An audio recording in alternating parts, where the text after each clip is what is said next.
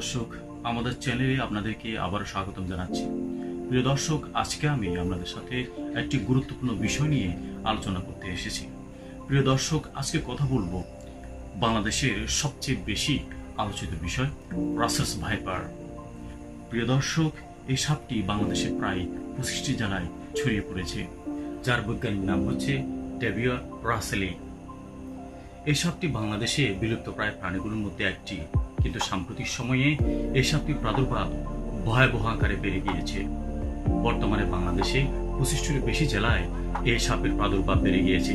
সে পর্যন্ত প্রায় 10 থেকে 12 জন এই সাপের আক্রমণে মৃত্যুবরণ করেছেন।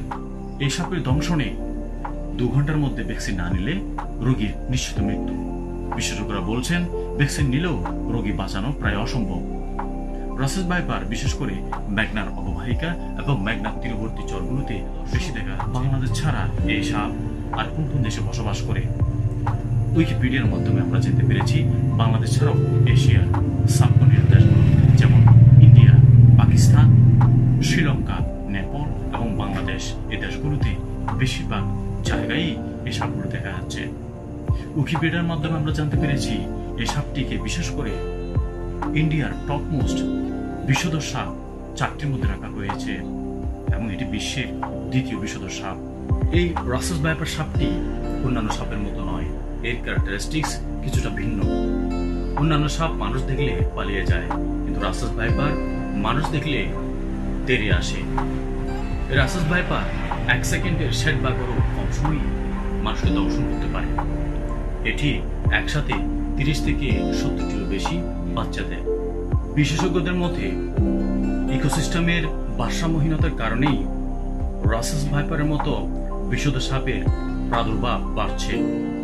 বিশেষ করে গুইসাপ, শিয়াল, বেজি, বাজ পাখি, এই প্রাণীগুলো আমরা প্রতিদিনই মারছি এবং ধ্বংস করছি, যে কারণে ইকোসিস্টেম ভেঙে পড়ছে। অথচ এই প্রাণীগুলো এই বিষধর সাপদের খাবার হিসেবে গ্রহণ করে পরিবেশের ভারসাম্য বজায় রাখে। প্রিয় দর্শক, রাসেলস ভাইপার আক্রান্ত হলে আপনাকে সাথে সাথে অবশ্যই নিকটস্থ স্বাস্থ্য কমপ্লেক্সে যেতে হবে এবং অ্যান্টিভেনম ভ্যাকসিন নিতে হবে। তবে এই সাপে আক্রান্ত হলে ভ্যাকসিন নিলেও রোগীকে বাঁচানো প্রায় আমাদের করণীয় হচ্ছে আমাদেরকে অবশ্যই মাঠে ঘাটে চলতে ফিরতে সতর্ক থাকতে হবে এবং গুইসাপ, শিয়াল, বেজি, বাজ পাখির মতো প্রাণীগুলোকে নিধন বন্ধ করতে হবে। তাতেই আমরা ফিরে পাবো আমাদের পরিবেশের ভারসাম্য, ফিরে পাবো আমাদের স্বাভাবিক জীবনযাপন। প্রিয় দর্শক, এই পর্যন্ত আমাদের সাথে থাকার জন্য অসংখ্য ধন্যবাদ। দেখা হবে অন্য কোনো জায়গায়, অন্য কোনো এপিসোডে। সে পর্যন্ত আমাদের সাথে থাকুন। আসসালামু আলাইকুম ওয়া রাহমাতুল্লাহি ওয়া বারাকাতুহু।